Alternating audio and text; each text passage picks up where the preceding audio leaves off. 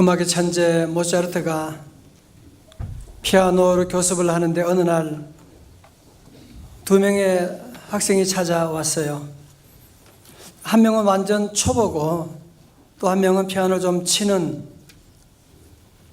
그런 사람이어서 모차르트가 피아노 좀 친다고 자랑하는 그 사람에게 먼저 피아노를 쳐보라고 그랬습니다. 그랬더니 피아노를 제법 치면서 치기는 치는데 자기에게 생각대로 기교가 들어가서 그렇게 피아노를 치는 것을 보고서 모차르트가 얘기합니다. 피아노 좀 치는 분에게 당신은 피아노 레슨비를 초보자보다 2배 더 내세요. 예? 아니 나 피아노 칠 줄도 아는데 왜 그럽니까? 그러니까 모차르트가 그렇게 이유를 말했다고 합니다. 아무것도 모르는 사람이 오면 내가 가르쳐 주는 대로 잘 따라 합니다. 그러나 그동안 음악을 배웠다는 사람들은 이전의 지식 때문에 내가 가르쳐 주는 것을 그대로 받아들이지를 않으려고 하는 경향이 많습니다. 기본이 되어 있지 않아 지금 잘못된 습관을 고쳐서 제대로 처음부터 가르치려면 힘이 2배나 들기 때문입니다. 그렇지 않습니까, 여러분? 우리가 무슨 일을 하든지 사업을 하거나 공부를 하거나 인간관계나 운동을 하거나 모든 일의 기본기가 얼마나 중요한지는 여러분이 알고 계실 겁니다. 이 처음에 기본기가 잘못되어 있지 않으면 처음에는 뭐 좀 잘하는 것처럼 보일지 모르지만 절대로 점점 더 큰 발전을 볼 수가 있는 발전의 한계를 보게 되는 것입니다. 여러분, 그런 의미에서 보면 우리 신앙생활도 마찬가지라고 할 수 있지 않겠습니까? 신앙생활도 이 기본이 잘 되어 있지 않으면, 기본을 잘못 배운 사람들은 보면 고치기가 참 어려워요. 보면 계속 옛날의 그 습관으로 계속 그런 생활을 하는 사람이 얼마나 많은지 모릅니다. 여러분, 그런 의미에서 보면 우리는 지금 이 요한복음을 통해서 우리 신앙의 기본에 대해서 정말 잘 배울 수 있는 좋은 기회이기도 합니다. 여러분, 신앙의 기본은 뭐냐? 요한복음 1장 12절이에요. 아까 요절 말씀이었죠? 다 함께 시작. 영접하는 자 곧 그 이름을 믿는 자들에게는 하나님의 자녀가 되는 권세를 주셨으니. 아멘. 그렇지요. 자, 앞으로 보세요. 여러분, 예수님을 믿는다고 하는 것은 기본이니까 다시 한번 정리하는 거예요. 교회 다니는 것이 아니라 그랬죠. 그건 종교생활이에요. 예수 믿는다고 하는 것은 예수님을 어떻게 한 것이다? 영접한 것이다라는 거예요. 예수 믿는 사람에게는 어떤 복이 주어지느냐? 하나님의 자녀가 되는 권세를 주셨다고 말씀합니다. 여러분, 이게 얼마나 어마어마한 축복인지 아세요? 근데 여러분, 우리가 예수 믿어 하나님의 자녀의 권세를 가지고 있는 것과 그 권세를 누리는 것은 다르지 않겠습니까? 그죠? 어떤 사람은 예수 믿어 하나님의 자녀의 권세를 가졌지만 누리지 못하는 사람이 있고, 어떤 사람은 그 권세를 누리면서 능력 가운데 살아가고 있는 사람이 있는데, 여러분은 하나님의 자녀 권세를 누리며 살고 계십니까? 지난주 우리는 함께 가나오니 잔치에서 물이 변하여 포도주가 되는 사건을 통해서 이것이 예수님이 공생의 가운데 행하신 첫 번째 표적이다 그랬죠. 사인이라고 했죠.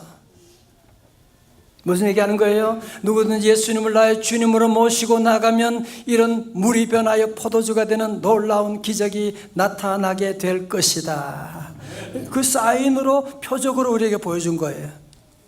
자, 이제 오늘 본문의 말씀은 바로 옆에 있지만 시간적으로는 많은 시간이 지났어요. 6월절이 됐고요. 그리고 거리적으로도 보면 앞에 말씀은 이 갈릴리 가나 북쪽에 있었는데, 오늘 본문의 말씀은 이 남쪽으로 한참 내려왔어요. 유대 예루살렘이다. 이제 여러분들이 성경 보실 때도 이런 시간과 공간의 개념을 여러분이 가지고 보시면 참 좋아요. 이제 자, 보세요. 오늘 말씀 13절의 말씀 우리 다 같이 봉독합니다. 시작. 유대인의 유월절이 가까운지라 예수께서 예루살렘으로 올라가셨는데, 여기서 여러분 항상 시간과 공간을 통해서 역사를 볼 수 있는데, 시간은 언제냐? 6월절이거든요. 장소는 어디에? 공간, 지리적으로 공간은요 어디라고요? 예루살렘에 올라가신 거예요. 자, 오늘 이 두 사건의 공통점이 뭘까요? 그건 뭐냐? 예수님이 오셨다는, 가나온 잔치집에도 오셨고 예수님이 6월절 예루살렘 성전에도 오셨다는 것. 다른 말로 하면 예수님을 영접했다라고 하는 거죠. 그러면 차이점은 뭐냐? 갈릴리 가나 혼인잔치집에서는 예수님을 손님으로 모셨을 때는 포도주가 떨어졌지만 예수님의 어머니의 기도로 시작해서 다시 예수님을 주인으로 모시고 나갔더니만 어떻게 해요? 물이 변하여 포도주가 되는, 다시 말해서 하나님의 자녀의 권세를 회복하게 되었다, 누리게 되었다, 그런 말씀이죠. 그러나 두 번째 사건 가운데 예루살렘 성전 안에 예수님이 오셨는데 거기에는 어느 누구도 예수님을 알아보지 못하는 거예요. 예수님을 주님으로 모시지 못하고 처음부터 끝까지 예수님을 완전히 무시하고 있는 그들의 모습을 보게 되는 거죠. 여러분, 이 당시에 그 성전에 가게 갈 때 두 가지를 준비해야 돼요. 첫 번째는 성전 세금을 준비합니다. 이거는 우리말로 하면 종교세 그런 건데요, 20세 이상의 유대 남자들은 누구나 반세겔을 내도록 되어 있어요. 반세겔이라고 하는 것은 이틀 두 데나리온으로서 이틀 일하는 그런 이틀 품삯이라고 그렇게 말할 수가 있죠. 요즘 말로 하면 한 10만 원 된다고 이렇게 본다면, 뭐 반세겔 10만 원 내는 건 문제가 아닌데, 뭐냐면 여기 문제는 이 사람들 그 당시에는 로마 화폐가 주로 이루었으니까 그 화폐를 가지고 성전에 들어갈 때는 로마 화폐로 헌금을 할 수가 없는 거예요. 그럼 어떻게 하느냐? 이 성전 세겔로 바꿔야 되는 거예요. 바꿀 수 있죠. 그런데 이 바꾸는데 환전하는데요, 환전하는 이 바꾸는 이 돈의 이 차익을, 환전 차익을 노리는 사람들이 이 10만 원이면 되는 건데 이거를 30만 원, 50만 원 부르는 거예요. 그것도 성전 안에 저 이방인들의 저 구석에 안나스 제사장이 운영하는 이 환전소가 있어요. 그래서 거기 가서 비싼 환전 수수료를 내고 그리고 세겔로 바꾸어 가지고 성전세를 내야 되는, 참 성전에 있을 수 없는 이런 일들이 진행되고 있는 거예요. 또한 이들이 준비해야 되는 것은 제사를 드려야 되니까 제물이 필요한 거예요. 자, 14절 말씀 보세요. 성전 안에서요, 소와 양과 비둘기 파는 사람들과 돈 바꾸는 사람들이 앉아 있는 것을 보시고, 여기 말하면 성전 안인데 엄밀하게 말하면 성전 가장 바깥쪽에 있는 이방인의 뜰을 말하는 겁니다.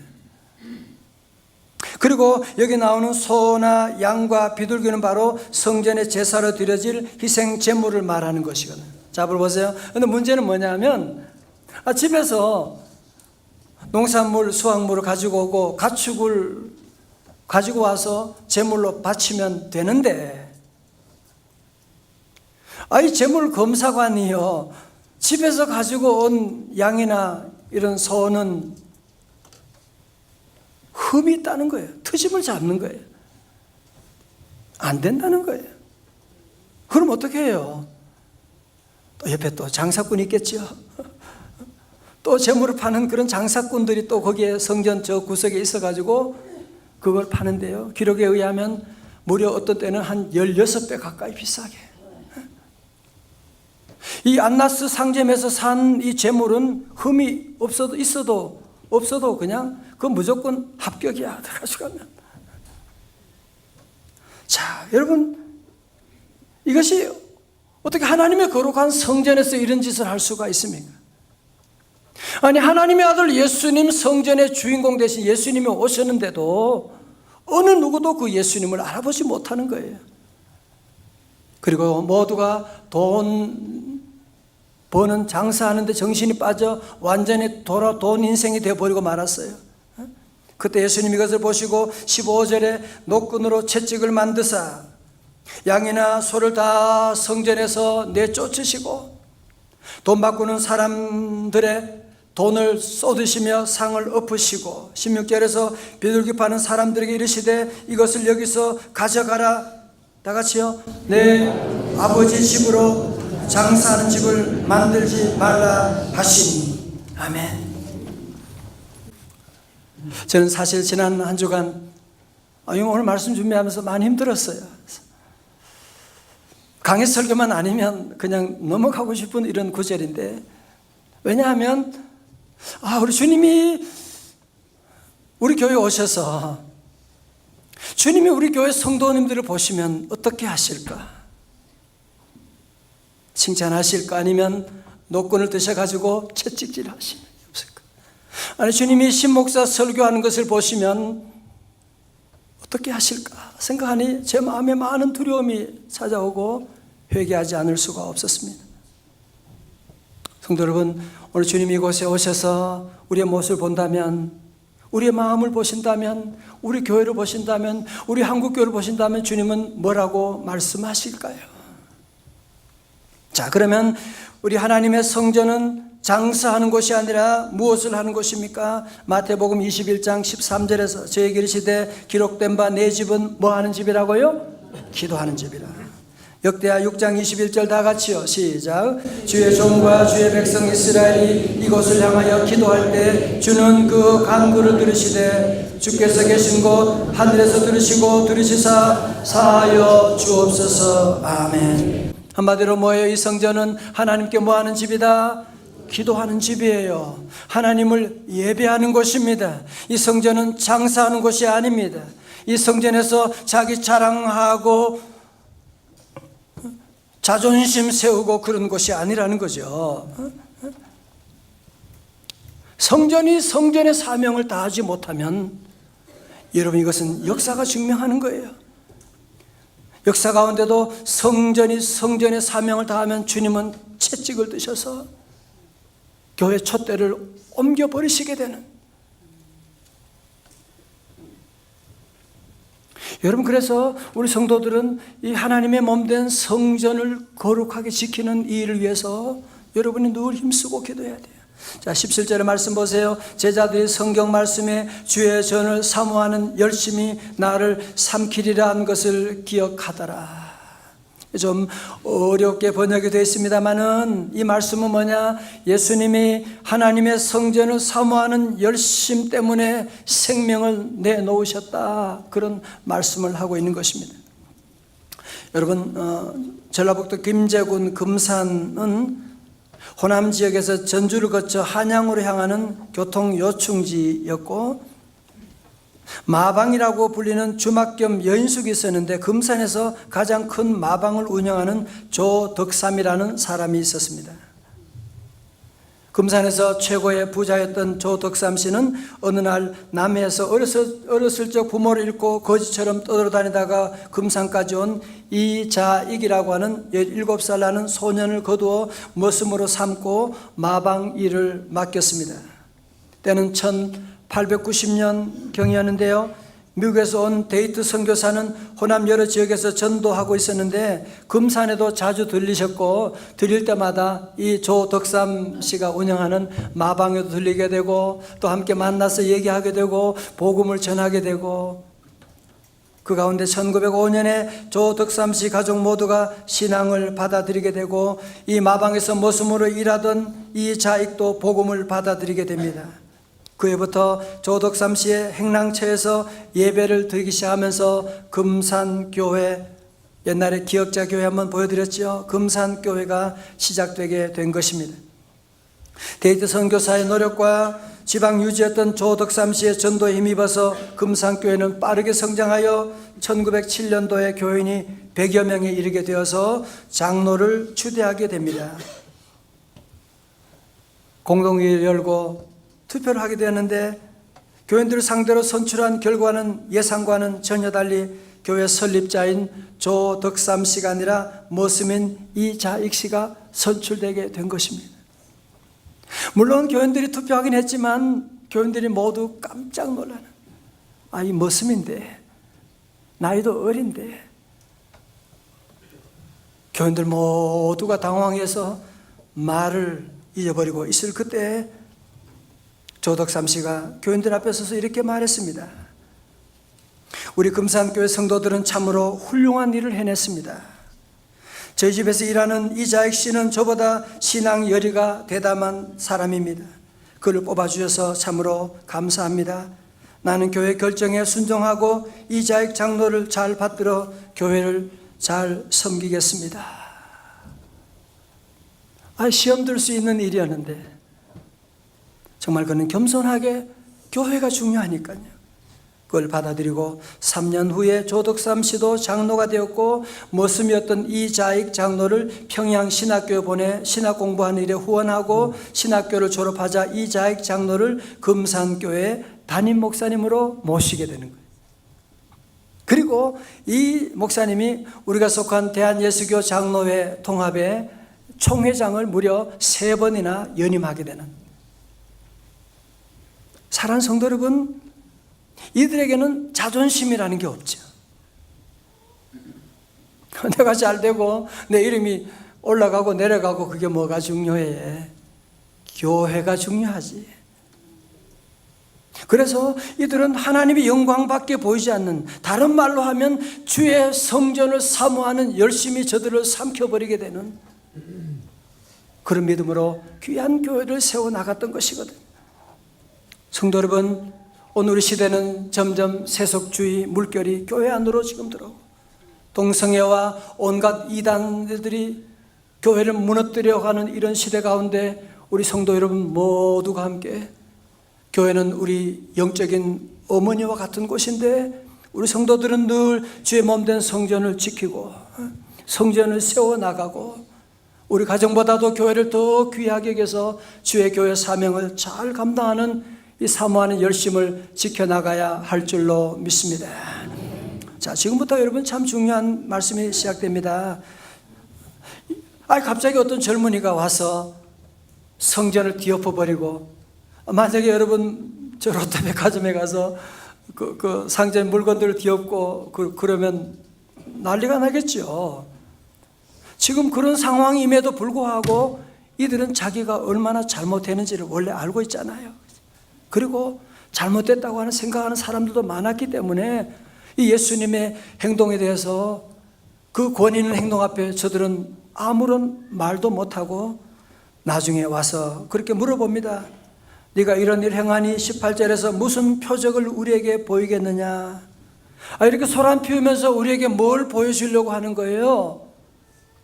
그러자 2장 19절에 다 같이요, 중요한 구절이에요. 시작. 예수께서 대답하여 이르시되 너희가 이 성전을 헐라 내가 사흘 동안에 일으키리라. 아멘. 그래서 유대인들이 말합니다. 이 성전은 46년 동안의 지었건을 네가 3일 동안에 일으키겠느냐 하더라. 자, 불 보세요. 예루살렘 성전은, 이 성전이 3번째예요.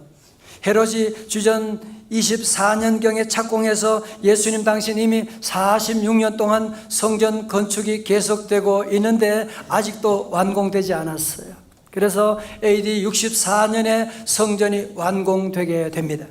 그리고 예수님의 예언대로 돌 하나도 돌 위에 남지 않게 된다는 예언대로 로마 군인들에 의해서 이 헤롯 성전이 결국은 무너지게 됩니다.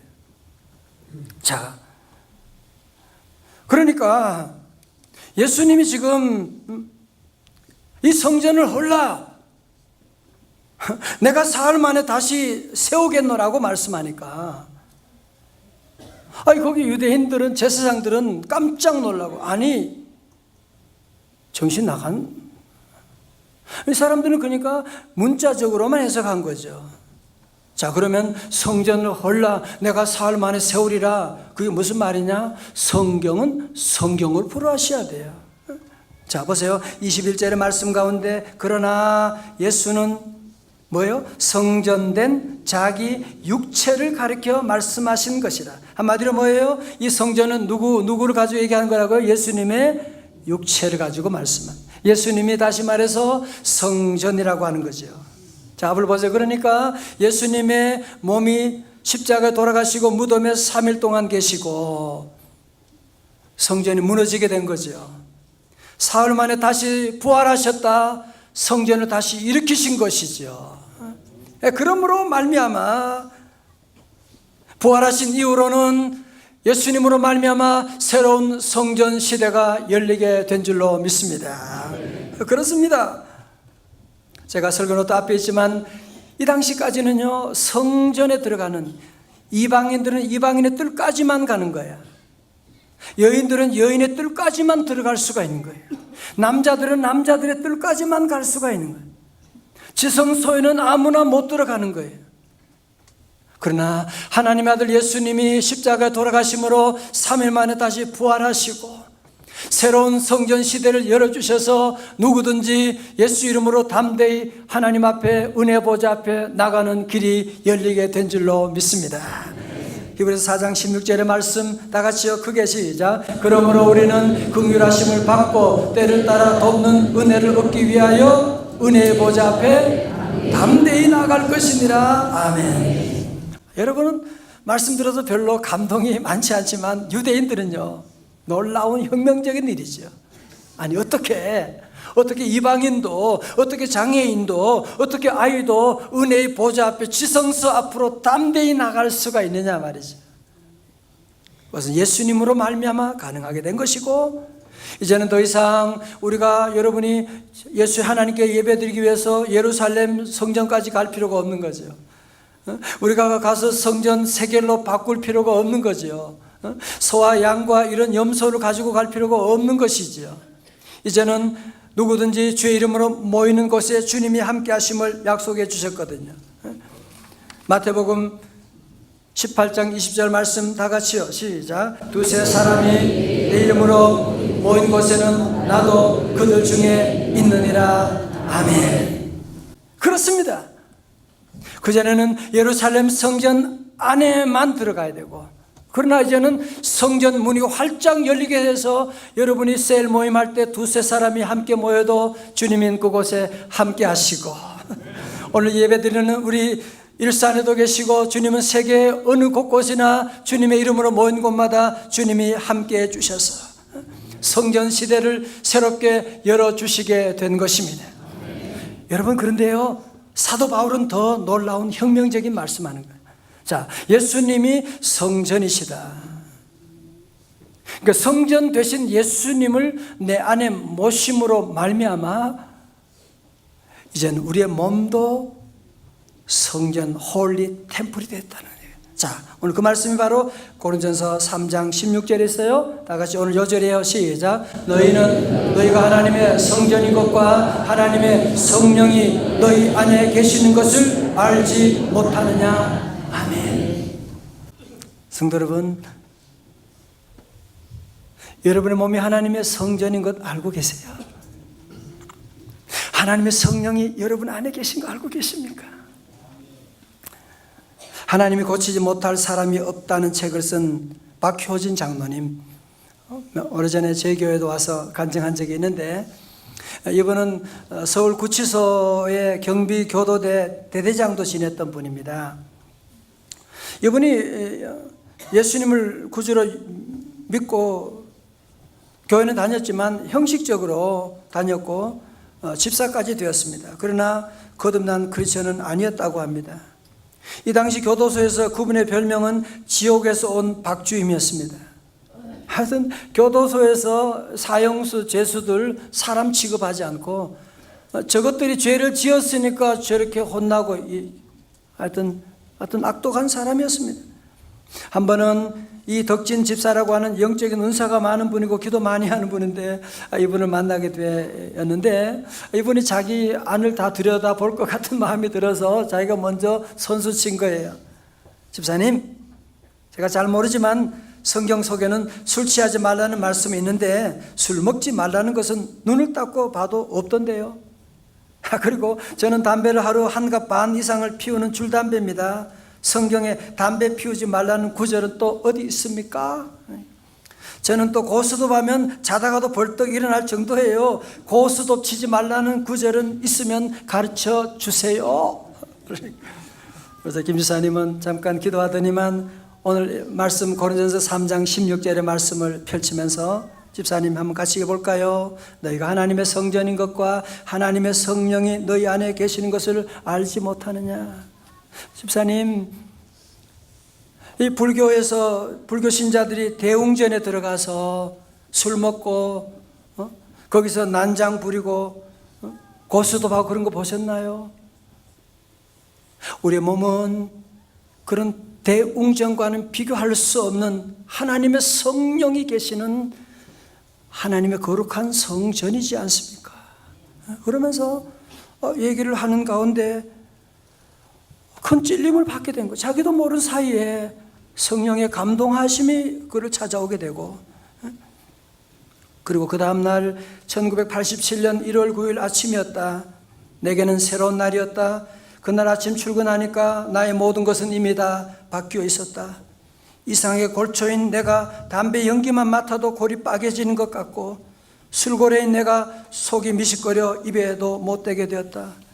직장 동료들은 어제까지 그렇게 잘 먹던 후배가, 잘 마시던 친구가 죽어도 안 먹겠다 못 먹겠다 하니까 아연실색을 했다. 술을 확 끼얹는 상관도 들어있었다. 다 덮었었다. 술을 덮어쓰고 울었다. 그 눈물은 결코 서러움의 눈물이 아니라 내게는 감격과 감동의 눈물이었다. 나는 술잔을 덮어쓰고는 하나님 감사합니다. 어떻게 저 같은 인생에게 이런 놀라운 은혜를 주셨습니까? 술, 담배, 화투 모든 것 다 내게서 떠나갔다. 이것보다 더 놀라운 기적이 나타나는데 그토록 미웠던 죄수들이 하나하나 눈물의 대상으로 다가오기 시작한 것이다. 나도 나쁜 놈인데, 어쩌면 나는 더 나쁜 놈인데 내가 너무했구나 생각하면 그가 있는 깜방으로 찾아가서 같이 울며 내가 잘못했다, 나를 이해하고 용서해줘, 내가 하나님 알고 나니까 네가 했던 것이 너무나 가슴 아프고 미안해, 용서해달라고 막 울면서 그러니까 죄수들이 깜짝 놀라가지고 그들도 함께 끌어안고 울게 되고, 박 장로님 만난 예수님을 저들도 영접하게 되고, 그러면서 이 교도소 안에 놀라운 부흥의 역사가 일어나고 거기에 있는 수많은 사형수들까지도 이 장로님 통하여 주님 만나게 되고, 수많은 간증도 있잖아요. 예수님 만나 구원받은 놀라운 일이 있었고, 이 장로님이 변하여 전도자가 되고 지금은 여주의 기독교 아가페 교도소에서 지금 섬기고 있습니다. 사랑하는 성도 여러분, 그렇습니다. 우리는 부족하지만 우리의 십자가에 죽으시고 3일 만에 부활하신 예수님이 성전이 되시고, 그분이 오늘 우리 안에 계셔서, 여러분 안에 계셔서 여러분의 몸은 거룩한 성전이 된 것입니다. 여러분 함부로 여러분의 몸을 함부로 욕하지 마십시오. 함부로 열등감 가운데 빠져서 자기를 비하하거나 그러시면 안 되는 것입니다. 왜? 내 안에는 주님이 계시기 때문에, 주의 성령이 내 안에 있기 때문에 여러분이 믿음으로 고백하면, 오늘도 예수님을 나의 주님으로 모시면 그게 표적이에요. 물이 변하여 포도주가 되는 역사가 난다. 예수님을 나의 주님으로 모셔나가면 저희 집안도 무너져가는 집안이었지만 주님이 세워주시고 거룩한 가정을 만들어주셨고, 지난 주간도 우리 성도들 가운데도 수많은 간증들이 일어난 것은 왜냐? 우리 안에 주님이 계시기 때문에 그런 것입니다. 사랑하는 성도 여러분, 오늘 주님은 박정로만의 주님이 아니라 주님의 영은 오늘도 여러분과 함께 하십니다. 여러분은 하나님의 영이 거하는 하나님의 거룩한 성전입니다. 주님이 여러분의 삶의 주인 되시면 맹물이 변하여 포도주가 되는 놀라운 기적 역사 지금도 우리 안에 작동될 줄로 믿습니다. 더 이상 우리 성도들은 자기를 바라보면 안 돼요. 나의 연약함, 나의 부족함, 네가 무슨 목사냐, 집사냐, 잡사지 그러면서 자꾸 우리는 나를 보면 두렵고 열등감에 빠질 수밖에 없습니다. 우리 모두 내 안에 계신 주님 바라보고 우리 모든 성도들은 주님의 몸 된 교회를 성전을 지켜나가고 세워나가고 우리 모두가 함께 우리 하나님의 성전이라고 하는 사실 여러분 기억하고 우리 모두 사랑하고 또 성전 안에 계신 주님의 능력으로 세상을 이기는 오늘 여러분의 삶 가운데 이번 주간도 물이 변하여 포도주가 되는 이 놀라운 표적이 일어날 수 있기를 주님의 이름으로 축원합니다. 함께 이 시간 우리 찬송하실 텐데요. 다 일어나셔서 아버지여 고쳐주소서. 아버지여 내 마음 주님 모시는데 내 마음이 지금 너무나 추하고 더럽습니다. 아버지여 우리 교회를 고쳐주세요. 아버지여 우리 대한민국 이 나라를 고쳐주옵소서. 함께 찬양하시겠습니다.